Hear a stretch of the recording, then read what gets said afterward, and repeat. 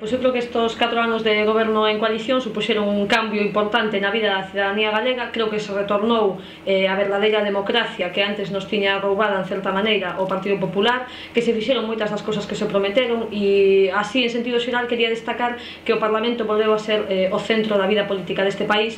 A sociedade está francamente decepcionada con este goberno bipartito que está entre o PSOE e o BNG. Creo que non tiveron a forza suficiente para dar o cambio que prometeron e non hai excusas, non? Levaban 16 anos, se supón que preparando un cambio e non o conseguiron, e máis, deixan a Galicia peor do que estaba hai 4 anos. Consideramos positivo que o BNG participase do goberno da Xunta e que se corrixise en parte pois todo ese tempo perdido para a mocidade e en concreto para Galiza. Empezando pola cultura e rematando por o medio ambiente, creo que non se fixo absolutamente nada máis que pifiala, non? Meter a pata. É positivo que se tivera producido ese cambio, son positivas as políticas que o BNG impulsou no goberno galego, pero agardamos moito máis das vindeiras legislaturas e, en concreto, profundizar moito máis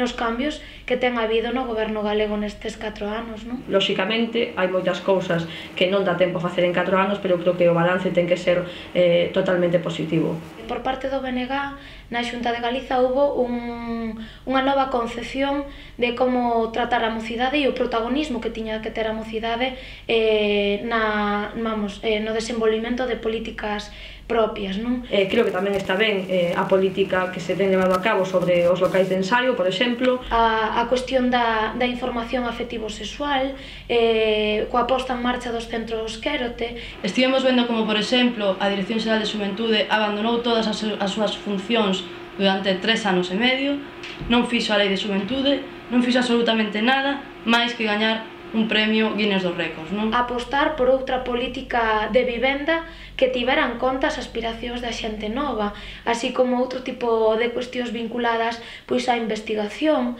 Elevouse o estatus das investigadoras e dos investigadores, melloráronse as súas condicións laborais. Creo que se lle deu un pulo moi importante ás políticas de emprego juvenil do noso país. Pasamos de 50 mozos e mozas que emigraban cando gobernaba o Partido Popular, que era unha das maiores críticas que facíamos dentro do movimento juvenil, a que retornen persoas que tiñan estado fora e que tiñan emigrado gracias ás políticas de emprego que se fixeron durante estes 4 anos. Vemos como non se fomenta aos emprendedores mozos, vemos como moitos estamos indo para o paro día a día e ninguén fai nada. A verdade é que eu non creo que exista un conflito lingüístico en Galicia, creo que é algo inventado por xente interesada en que exista ese suposto conflito lingüístico. Por parte do nacionalismo e en concreto de Galiza Nova, votamos de menos unha maior eficacia das políticas vinculadas ao impulso de galego en todos os ámbitos da vida pública e en concreto a nivel do ensino.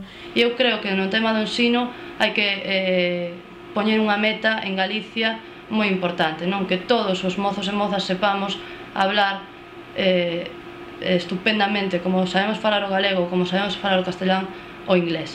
Eu penso que dado que Galiza e o pobo galego queren máis BNG no goberno da Xunta de Galiza, que os vindeiros 4 anos imos a poder profundizar en dereitos como o dereito ao aborto libre, como o dereito a poder decidir sobre a propia vida e en dereitos pois tan fundamentais a este respecto, non?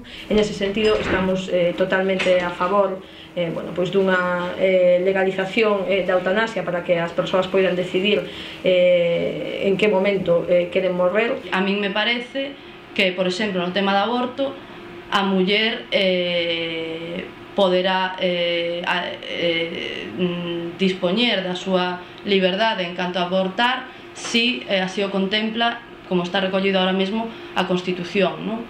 Eu creo que non se pode abortar así porque así, creo que hai que dar moitísima máis información, falta moitísima información de cara a muller moza. Con respecto ao aborto, estamos a favor de que se empece a falar da legalización do aborto, porque creemos na liberdade das mulleres para decidir, en calquera caso, si creemos que ten que ser unha legislación responsable.